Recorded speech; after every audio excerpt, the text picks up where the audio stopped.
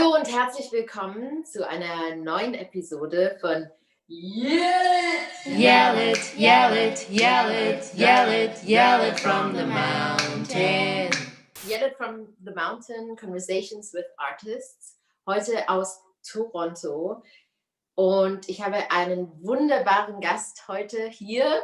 Ich freue mich so sehr, dass du dir die Zeit genommen hast. Er ist high in demand, a source of inspiration to me anyways, but I think to many. Best dressed person currently ever. Willkommen, Tarek Tesfu.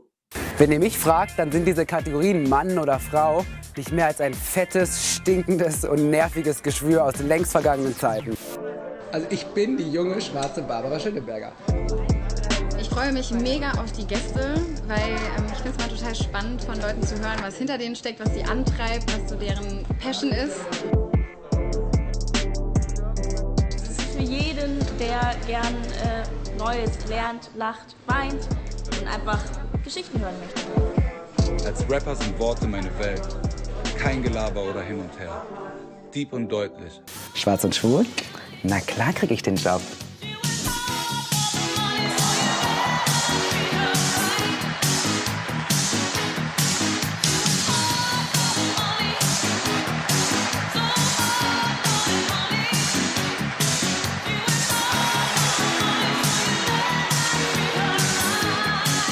Heiße Themen, heiße GästInnen. Ich bin heiß, du bist heiß. Ich hab Bock. Und wie? Deep und deutlich, die zweite.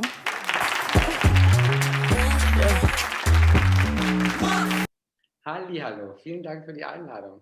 Ich sitze heute hier vor dem Werk der Fotografie von Thomas Lumière, der die Humboldt-Universitätsbibliothek fotografiert hat, eine Installation, die man sich ansehen kann aktuell im Goethe-Institut Toronto. Ich habe meine Haare zu 2 Braids geflochten, habe eine Kordjacke an und ein dunkelblaues T-Shirt und habe einen viereckigen, kleinen silbernen Ohrring und einen runden Kreol an. Und du, Tarek? Ich bin in New York natürlich, wo mein Zweitwohnsitz ist. Neben San Francisco, wo mein Erstwohnsitz ist. Nein, ich bin im wunderbaren Berlin in meiner Wohnung. Hinter mir sieht man meine Wand. Und diese Wand ist eine Wand, wo man so die Tapete abgemacht hat und dann darunter so diese unverputzte Wand quasi ist. Super hip natürlich, denn ich bin ja aus Berlin, New York und San Francisco, meine Lieben. Außerdem sehe ich wunderschön aus, also wirklich wunderschön. Ich möchte da nicht zu sehr ins Detail gehen, aber was ich schon mal sagen kann, ist die Tatsache, dass ich blonde Haare im Moment habe, die jetzt bald wieder gefärbt werden müssen und gekürzt werden müssen. Und ansonsten ist hier ein Globus vor mir. Und wenn man sich denkt, warum hat der Junge einen Globus vor sich? Das ist aus Lichtgründen. Denn damit man meine Schönheit noch besser sieht. So. Ansonsten habe ich einen Pullover an, der ist auch sehr schön. So einen schwarzen mit so ein bisschen weißem Muster aus Wolle oder auf jeden Fall einem Material, was so ausschauen möchte wie Wolle. Und einen tollen Rolli habe ich auch, den habe ich fast immer an. Ich trage sehr gerne Turtleneck. In der guten alten Yelle-Tradition sind 2 Sachen wichtig, einen Drink bereit zu haben und sich selbst vorzustellen, weil ich das immer wunderbar finde, Leuten diesen Ball zurückzuspielen und zu hören, wie man sich selbst beschreibt. Also du kannst dir aussuchen, ich würde sagen, wir fangen an mit der Vorstellung. Who are you? What do you do? Ja, also ich bin Tarek Tesfu, wie gesagt. New York, San Francisco und Berlin sind meine Orte, wo ich lebe. Ansonsten bin ich noch Topmodel, wahrscheinlich das kleinste Topmodel der Welt, aber hey, why not? Und wenn ich ganz ehrlich bin, dann bin ich eigentlich Moderator. Punkt. So, das ist die Beschreibung, die ich mir selber gerne gebe, denn Moderator beschreibt alles, was ich tue, und alle anderen Zuschreibungen gefallen mir meistens gar nicht, sind auch nicht der Wahrheit entsprechend. Ich bin kein Aktivist, ich war noch nie ein YouTuber, ich bin kein Influencer, ich bin auch kein Blogger. Ich passiere auch auf Social Media zum großen Teil, also auch besonders auf Instagram, mittlerweile nur noch. Ich habe letztens meinen YouTube-Channel gelöscht und auch meinen Facebook-öffentlichen Account und bin jetzt nur noch da, wo ich gerne sein möchte, nämlich auf Instagram. Und das mache ich seit 2015 und mittlerweile moderiere ich ein NDR-Format auch, Dieb und Deutlich heißt das. Das ist eine Talkshow, die ich mit 3 anderen ModeratorInnen, Aminata Belli, Motrip und Svenja Kellershohn moderiere. Und das läuft jetzt auch im Fernsehen. Also ich bin jetzt quasi vom Internet, bin ich auch im Fernsehen zum Gucken. Und dieses Jahr kommen noch 2 tolle Podcasts raus, bei denen ich mit dabei sein darf. Inhaltlich darf ich da aber noch nichts verraten. Aber Ende November bzw. Mitte November bin ich auch dann ganz offiziell Podcaster. Congratulations schon mal. Das war ja auf jeden Fall ein sehr, sehr spannendes Jahr für dich und ich freue mich schon, wenn wir jetzt gleich in diese ganzen Themen reintauchen. Aber sag doch mal kurz, welchen Drink hast du mitgebracht? Was hast du denn dabei? Also ich habe ja, man darf nicht vergessen, hier ist es gerade erst 13:30 Uhr. Habe hier ein Gläschen Weißwein. Warte mal, das ist so spacey. Warte, ich muss es vor meinen Körper. So. Ja. Cheers. Dabei, weil in deutscher Zeit bei euch ist ja abends und dann dachte ich, so für dich habe ich den Weißwein rausgeholt. Ich habe hier einen Wodka. Ohne Eis. Hast du dir gut gelassen, voll eingeschenkt. Vielleicht ist es auch ein Wasser. Aber wenn ich jetzt die Möglichkeit hätte. Cheers. Prost. Oh ja, Entschuldigung, ich bin so unhöflich. Wenn ich jetzt die Möglichkeit hätte, würde ich mir wirklich einen Wodka Soda wahrscheinlich bestellen, denn ich liebe Wodka Soda. Ich möchte mit dir über diese ganzen Themen, die du schon in deiner Einführung angesprochen hast, sprechen, aber davor gibt es noch ein paar Warm-up-Questions. Also, was hörst du denn gerade in Dauerschleife? Oh, ich habe immer so mehrere Dauerschleifen. Ich kann es dir ganz genau sagen. Ich kann hier also erstmal höre ich, oh Gott, hier sieht man alles. Ja, also erstmal höre ich gerade von Lady Gaga, Rain on Me, mal wieder in Dauerschleife. Als der Song rauskam, ich bin echt so Dauerschleife. Ich höre wirklich einen Song von morgens bis abends einfach im Loop durch. Krass. So bin ich drauf. Also bei mir heißt Dauerschleife wirklich Dauerschleife. Und dann bin ich aber auch auf, sag mal schnell, ja, die Spice Girls haben es mir gerade irgendwie angetan. Mama zum Beispiel läuft ganz viel bei mir. Und was natürlich immer auch in Dauerschleife läuft, gerade auch Never Be the Same Again von Melanie C. und Left Eye Lopez. Und was auch natürlich immer in Dauerschleife läuft, ist ein Song von Whitney Houston. Da bin ich gerade sehr auf This is the Heartbreak Hotel zum Beispiel. Und I Learned from the Best. Ja, also... That's a lot. Viel Dauerschleife. Ja, das ist dann auch wirklich so ein Tag, aber dann auch wirklich durch.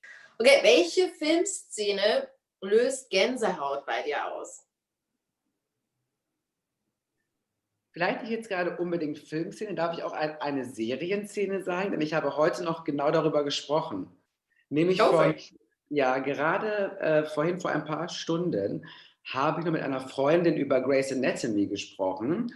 Und das ist für mich einer der krassesten, also es ist der krasseste Serien-Film-Moment, Screen-Moment, denn als Christina heißt sie, als Christina heiraten sollte und der Typ, der auch Doktor war, sie hat stehen lassen vorm Altar, hat sie so eine krasse Perlenkette.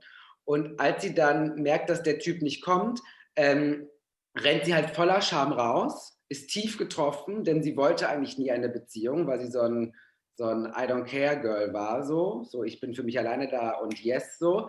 Und dann hat sie sich halt darauf eingelassen, dann kommt dieser Wichser nicht.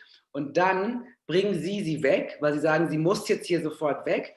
Und dann, als sie zu Hause dann sind, reißt sie sich die Perlenkette runter, weil sie nicht mehr atmen kann.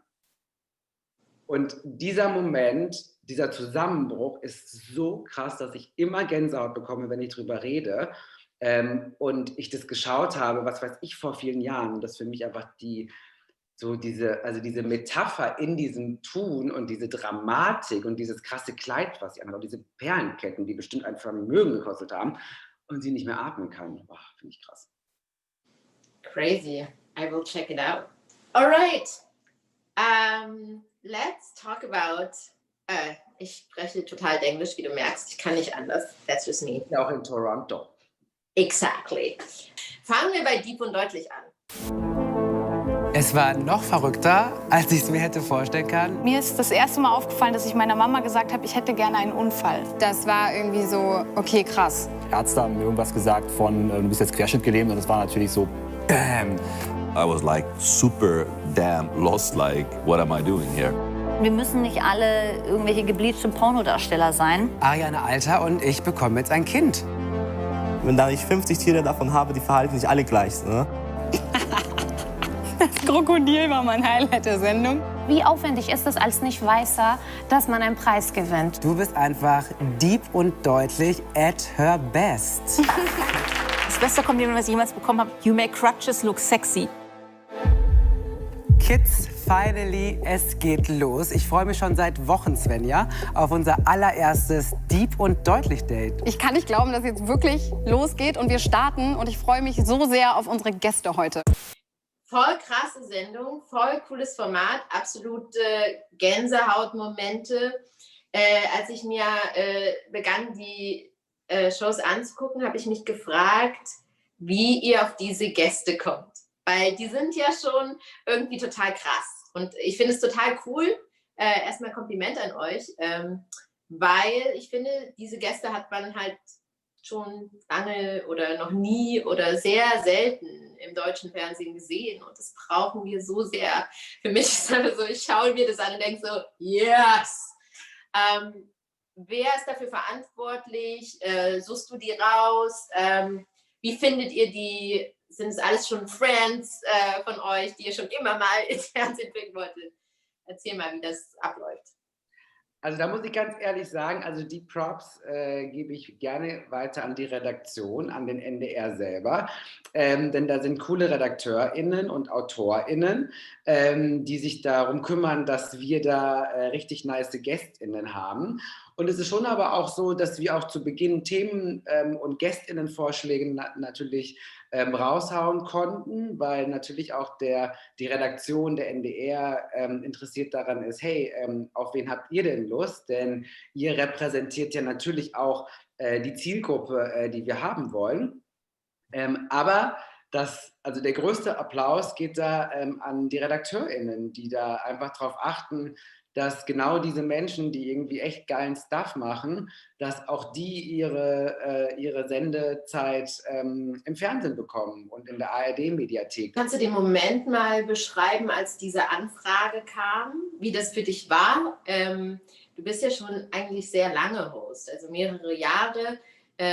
Machst du diese Arbeit, moderierst Sendungen, meistens deine eigenen, aus bestimmten Gründen vielleicht auch. Und ich frage mich, ja, beschreib vielleicht mal die Situation, wie das für dich war. War das ganz klar, dass du das auf jeden Fall machst? Hattest du Zweifel? Oder ja, beschreib mal, wie das war. Als die Anfrage kam, hatte ich gar keine Zweifel, sondern ich war so, Halleluja, endlich werden meine Gebete erhört. Denn ich liebe Talk, also ich liebe es, Talks zu hosten. Ich liebe es, mit anderen Leuten zu plaudern und irgendwie eine schöne Zeit vor der Kamera zu haben. Und ich habe davor viele Sachen gemacht, die so sehr straight in die Kamera waren, wo ich eigentlich gar kein Gegenüber hatte. Und das ist eigentlich gar nicht das, was mir so richtig gut liegt. Also es ist gut, das auch zu können. Ich bin darin aber nicht der Beste. Es gibt Leute, die das nochmal 1000-mal besser können. Und ich bin aber eher gut darin, so im Spontan und im Gespräch und im Miteinander. Und deswegen war ich so fett. Und natürlich kenne ich auch, denn wir sind ja quasi ein Spin-off von der NDR-Talkshow, die es ja seit Ewigkeiten schon gibt, mittlerweile moderiert von Barbara Schöneberger unter anderem. Und natürlich kenne ich das Original auch und war so, oh krass, die machen da jetzt irgendwie eine neue Auflage für eine andere Zielgruppe, für eine Zielgruppe, die mir natürlich ein bisschen näher ist als die von der klassischen NDR-Talkshow. Und nichtsdestotrotz bin ich auch großer Fan von diesem Format. So, und natürlich ist es eine große Ehre, das moderieren zu dürfen jetzt. Von daher, ich war einfach nur so, yes, yes, yes, yes, yes, wann geht's los? Also ich bin bereit. Cool. Und ich habe natürlich auch ein paar Kommentare gelesen, dass es so losging unter den ersten Sendungen und so weiter. Und da habe ich unter anderem auch von mehreren Seiten gehört, so, hey, why spin-off? You are the new MCs. So, time for change. Und diese ganze Diskussion, ne, dass es halt so eine neue, junge Kategorie gibt und auch so im Online-Bereich, ein bisschen andere Zielgruppe.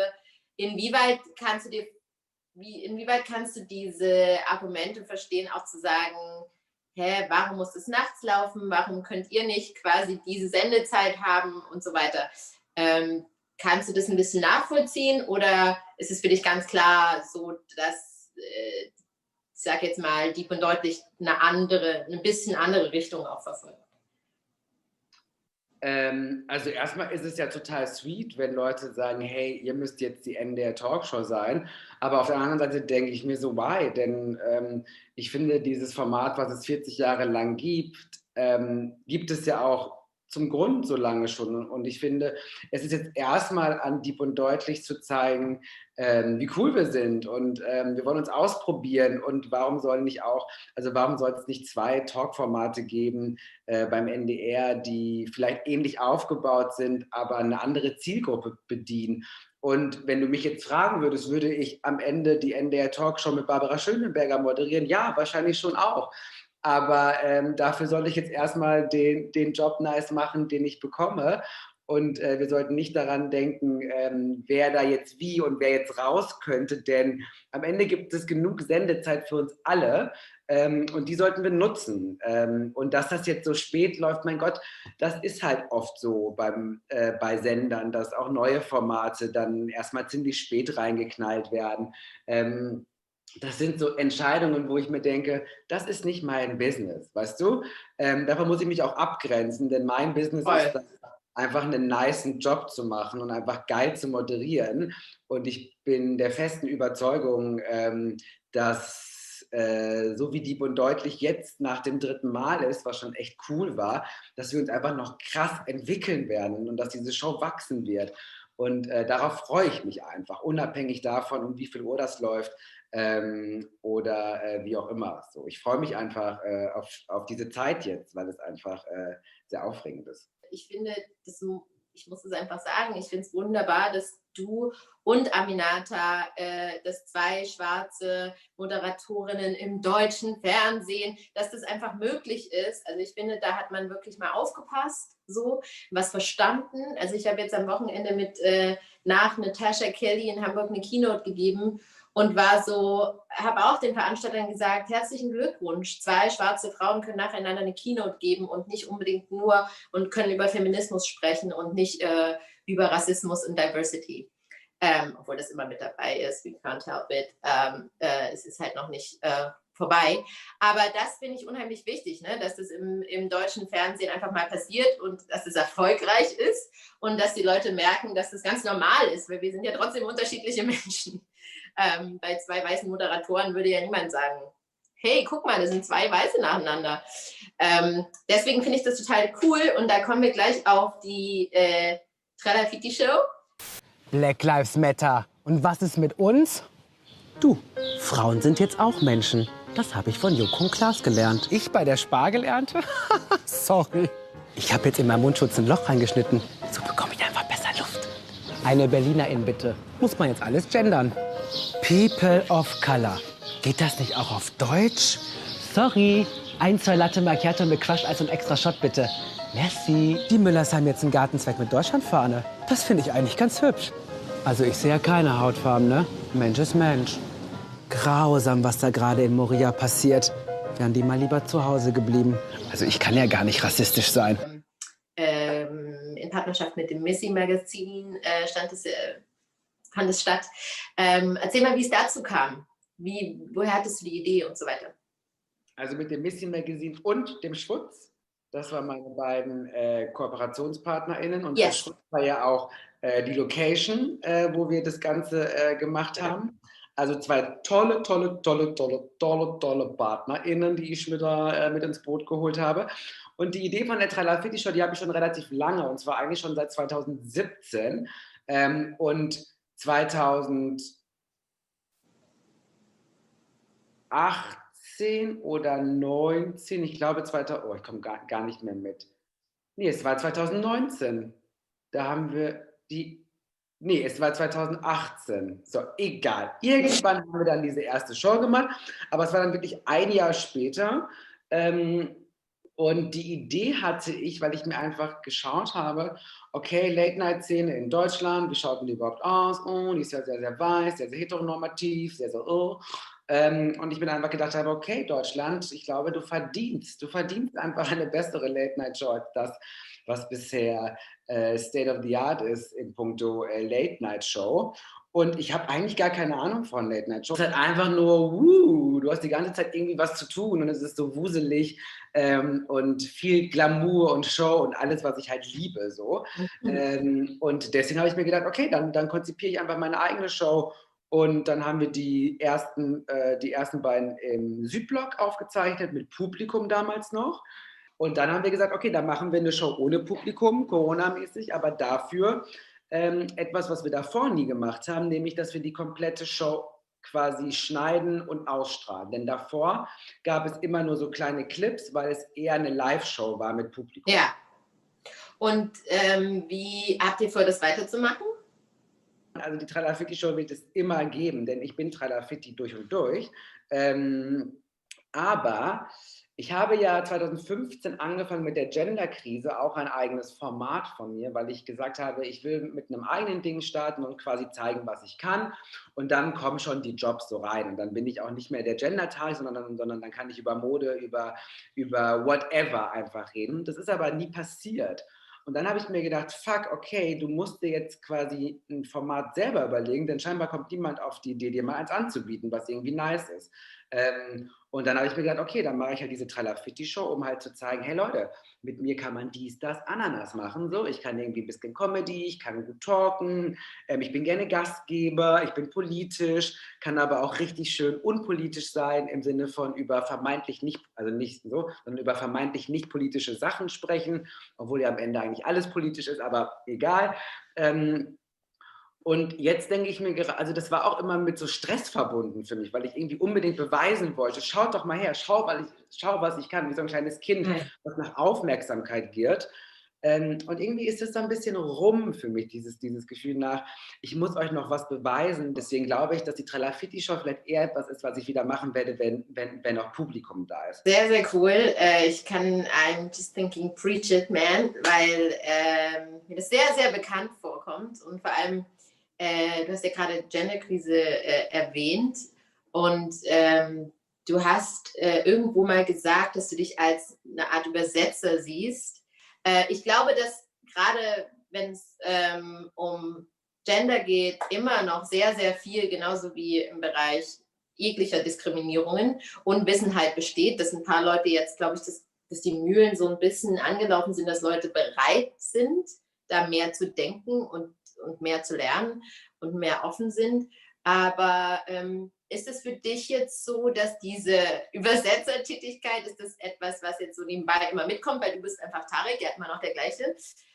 Oder ist das was, wo du sagst, that's over? Ich fokussiere mich jetzt auf die ganzen coolen Jobs und Angebote, die kommen und ich habe nicht mehr das Gefühl, hier so Großleuten was beibringen zu müssen. Ja. Das hat sich auf jeden Fall gewandelt und ich glaube, in diesem Jahr hat es sich nochmal so richtig radikal gewandelt. Ich bin's leid. Ich will niemandem mehr was erklären, denn das Internet ist voll von Erklärungen. Es gibt 1000 Erklärvideos zum Thema Rassismus, Sexismus, Queerfeindlichkeit auf Deutsch, auf Englisch, auf anderen Sprachen. Also ganz ehrlich,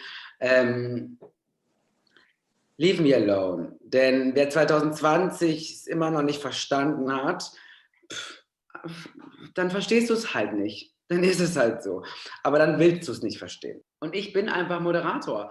Und alles, was ich tue, ist, also jedes Wort, was ich spreche, ist feministisch. Jedes Wort, was ich sage ins Mikrofon, hat antirassistischen Charakter. Denn das bin ich. Das ist meine Persönlichkeit. Und die spiegelt sich in allen Jobs mal mehr, mal weniger wieder, aber eigentlich immer, denn mittlerweile bin ich so ein bisschen auch an den Punkt gekommen, dass sobald ich ein Mikrofon in die Hand nehme und moderiere, ist das ein politischer Akt.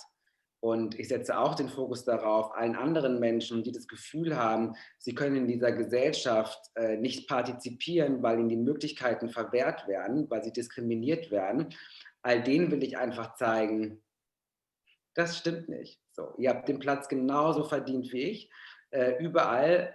Und es ist eher, dass ich, Empowerment ist mein Ziel. Für Schwarze, für Queers, für POCs, für Menschen mit Behinderung, für Menschen, für all die, denen wirklich permanent gesagt wird, no way, du gehörst hier nicht hin, aber HDL, so nach dem Motto.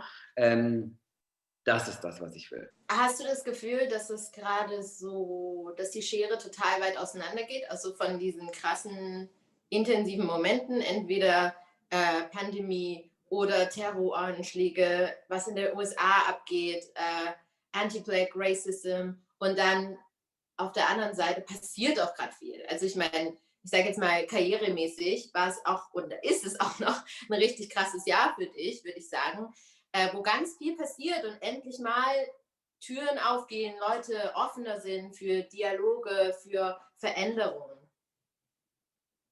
Ja, auf jeden Fall. Also ich darf das gar nicht so laut sagen, aber dieses Jahr ist komischerweise das erfolgreichste Jahr, was ich in den 5, fast schon 6 Jahren, in denen ich irgendwie online unterwegs bin, irgendwie habe. Also die Tatsache, dass George Floyd ermordet wurde und ich und andere Schwarze dadurch auf Instagram zum Beispiel mehr Reichweite bekommen habe, ist ein Punkt, mit dem komme ich heute noch nicht richtig klar, weil ich mir einfach denke, eigentlich will ich diese Zahl gar nicht haben, denn diese Zahl ist gekommen, weil jemand ermordet wurde.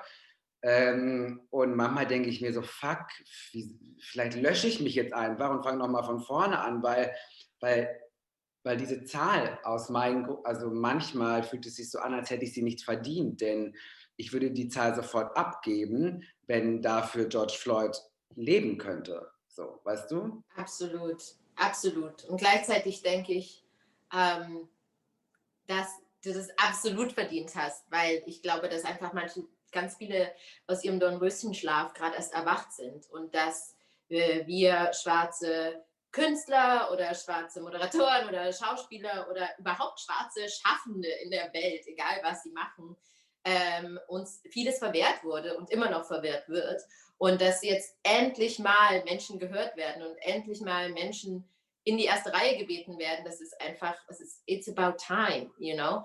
Und deswegen glaube ich, also ich kenne George Floyd nicht, wie die meisten auf dieser Welt persönlich, aber ich glaube, wenn sein Tod für irgendwas stehen würde, dann für diesen Push, so. Und das ist ein Push in die richtige Richtung. Und sag mal, also, und korrigiere mich bitte, falls ich das falsch recherchiert habe. Ja, ich bin 1,80. Ich bin 1,80, wenn du das fragen wolltest. All right. That's not what I was gonna say. Sondern, dass du mit der Genderkrise, das ist ja entstanden auf einem Pitch für einen öffentlich-rechtlichen Sender. Und das hat nicht geklappt, und dann hast du das mit einer Förderung auf YouTube gebracht. Und ich fand es sehr, sehr beeindruckend, weil ich finde, dass, ich kenne das jedenfalls, dass man dauernd so Rejections bekommt im Schauspielerbereich und so, und manchmal ist es ganz knapp und du bist so kurz vor der Hauptrolle und dann so, bam, the other person got it. Ist das etwas, was du auch jetzt so deinem younger self raten würdest? Ist das etwas, was du jetzt jungen POCs auch mitgeben würdest, zu sagen, hey, the system is not for you, but like keep going? Auf jeden Fall. Also ich möchte aber auch niemanden damit so unter Druck setzen, so nach dem Motto, ihr müsst immer, müsst immer, müsst immer. Bei mir hat es halt einfach geklappt, aber das lag jetzt auch nicht daran, nur weil ich so krass wollte, sondern weil ich auch immer das große Glück hatte, dass ich mit Menschen umgeben war, die an meine Ideen auch geglaubt haben. So. Also du hast es ja gerade schon gesagt, die Genderkrise war eigentlich Teil eines Pitches einer Produktionsfirma. Und normalerweise sind Produktionsfirmen, wenn dann Formate nicht realisiert werden, auch sehr daran gedacht, dass dann meistens gar nichts mehr passiert. Denn du weißt ja, so wem gehört die Idee, und wenn du halt was pitchst bei deinem Arbeitgeber, dann ist das eigentlich das Gedankengut der jeweiligen ArbeitgeberInnen. Ich hatte aber 2 mega tolle Chefinnen, die gesagt haben, pass auf, Tarek, wir machen das nicht, aber das heißt nicht, dass du das nicht machen solltest. Denn wir finden die Idee und dich in diesem Format einfach super. Und meine Chefin, eine davon, hat mich dann auch auf dieses Förderprogramm erst aufmerksam gemacht. Ich hätte das gar nicht mitbekommen. Das heißt, ohne diese beiden hätte ich gar nicht die Energie gehabt oder die Idee gehabt oder das mir vorstellen können, dass das, weil jetzt die einen Nein sagen, da trotzdem was bei entstehen kann. Deswegen, ja, es ist immer krass wichtig, an sich zu glauben und auch zu sagen, Moment hier mal, nur weil ihr das nicht wollt, heißt es nicht, dass es niemand will. Aber es braucht auch diesen Push, also bei mir zumindest, weil ich lasse mich dann auch gerne mal, auch heute noch, dann auch gerne mal verunsichern und sagen, okay, wenn die es nicht wollen, dann ist es vielleicht auch scheiße. Und dann braucht es Leute, die sagen, nein, nein, nein. Also mehr als den Push, glaube ich, muss man sich mit Menschen umgeben. Das ist mein Learning, glaube ich, die einem gut tun. Und die auch Strukturen erkennen und die auch sagen, Tarek, das ist jetzt nicht, weil du schlecht bist, sondern das ist auch, weil das System auch kaputt und scheiße ist. Und diese Menschen müssen wir uns suchen. Und wenn wir sie gefunden haben, dann müssen wir sie festhalten. Wow, das klingt echt cool. Danke dafür. Ich will noch eine Sache, ist mir noch wichtig irgendwie zu sagen. Also ich habe dich eingeladen, weil ich dich auch als Künstler sehe.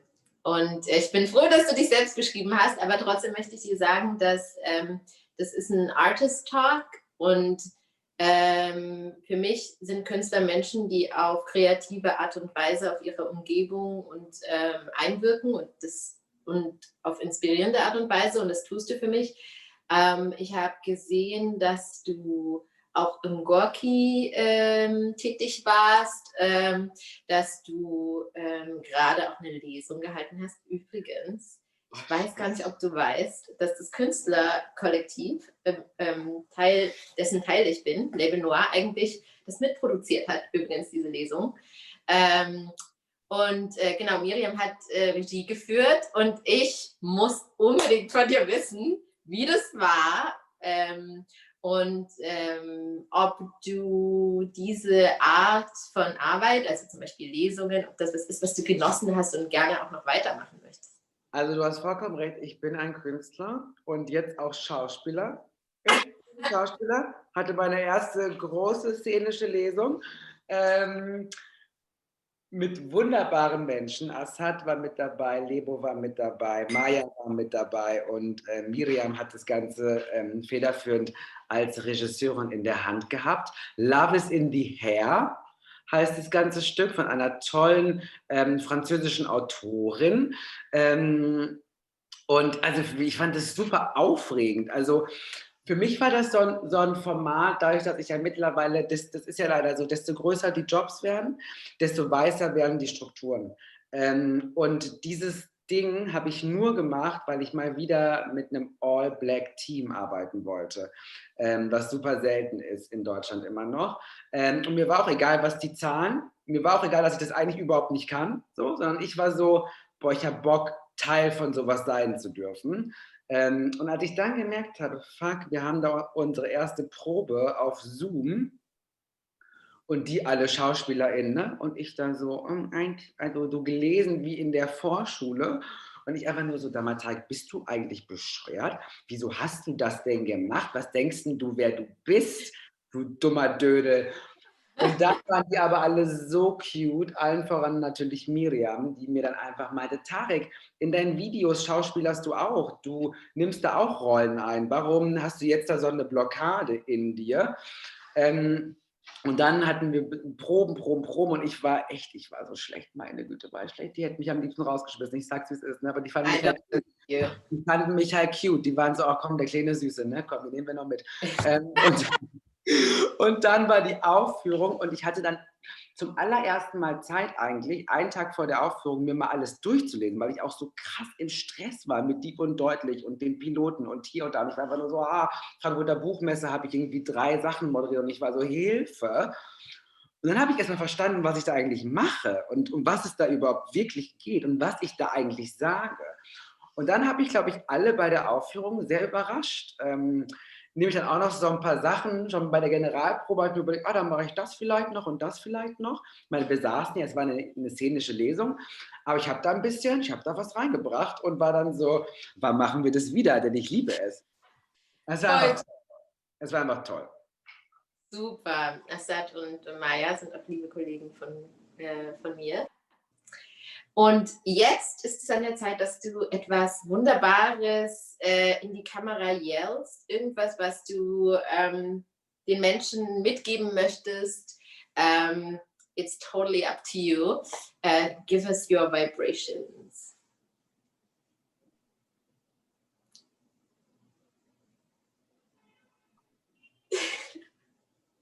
Stay soft. I like it. Danke, danke, danke, lieber Tarek, dass du heute mein Gast warst hier bei Yell It from the Mountain, Artists in Conversation. Ich wünsche dir, und ich glaube auch ich kann das im Namen des Teams sagen, dass wir dir von ganzem Herzen alles Gute wünschen für Diep und Deutlich, für alle Tausende von Projekten und Anfragen, die auf dich einprasseln werden in Zukunft. Ich danke dir auch, dass du so outspoken bist für eigentlich alle Menschen, aber auch für unsere Community und dass du für uns Wege ebnest. Danke dir und ich sollte noch eine Sache verraten, die habe ich noch nirgendwo bisher verraten. Yes! Einer der beiden Podcasts, die es bald geben wird, das wird auch ein Podcast von 2 Habishas. Oh, jetzt weiß ich schon, wer es ist. Psst, nichts verraten. Du darfst nichts verraten. Ich sag nichts weiter. Es geht bald los. Dieses Jahr wird es diesen Podcast schon geben. Ich freue mich sehr. Also deswegen alle Schwarzen und POCs, wenn ihr mich auf der Straße seht, kommt bitte zu mir, redet mit mir. Das bedeutet mir sehr, sehr viel und freut mich immer sehr. Vielen, vielen Dank. Yell it, yell it, yell it, yell it, yell it from the mountain.